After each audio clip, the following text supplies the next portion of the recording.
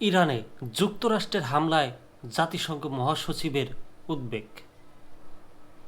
ইরানের পারমাণবিক কেন্দ্রগুলোতে যুক্তরাষ্ট্রের সামরিক হামলার কারণে জাতিসংঘ মহাসচিব অ্যান্তোনিও গুতেরেস গভীর উদ্বেগ প্রকাশ করেছেন। তার মতে এই সংঘর্ষ মধ্যপ্রাচ্যের উপর নতুন করে মারাত্মক উত্তেজনা সৃষ্টি করেছে এবং পরিস্থিতি দ্রুত নিয়ন্ত্রণ হারাতে পারে। গতকাল শনিবার রাতে দেওয়া এক বিবৃতিতে গুতেরেস বলেন, আজ ইরানের উপর যুক্তরাষ্ট্রের সামরিক বল প্রয়োগ দেখে আমি গভীরভাবে উদ্বেগ। এটি এমন এক অস্থির এলাকায় ভয়াবহ উত্তেজনার সৃষ্টি করেছে যা ইতিমধ্যে অস্থিতিশীল। এই ঘটনা আন্তর্জাতিক শান্তি ও নিরাপত্তার জন্য সরাসরি হুমকি।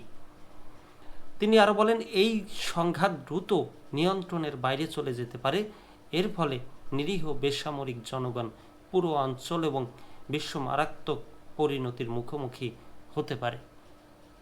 গুতেরেস বলেন, এই ধরনের পদক্ষেপ শুধু উত্তেজনা বাড়ায়, শান্তি প্রতিষ্ঠায় কোনো ভূমিকা রাখে না।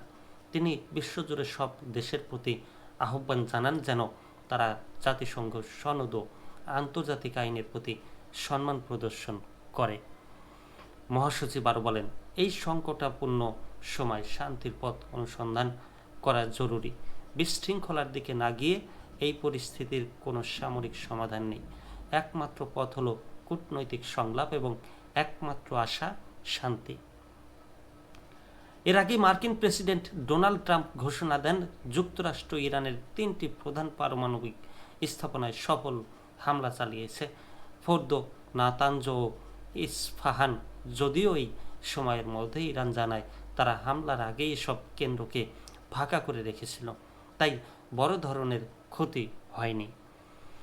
এই ঘটনার পর মধ্যপ্রাচ্য ছাড়াও ইউরোপ, রাশিয়া, চীন সহ বিভিন্ন দেশের পক্ষ থেকে উদ্বেগ প্রকাশ করা হয়েছে। বিশ্ব নেতারা এখন কূটনৈতিক মাধ্যমে উত্তেজনা কমানোর চেষ্টা চালাচ্ছেন।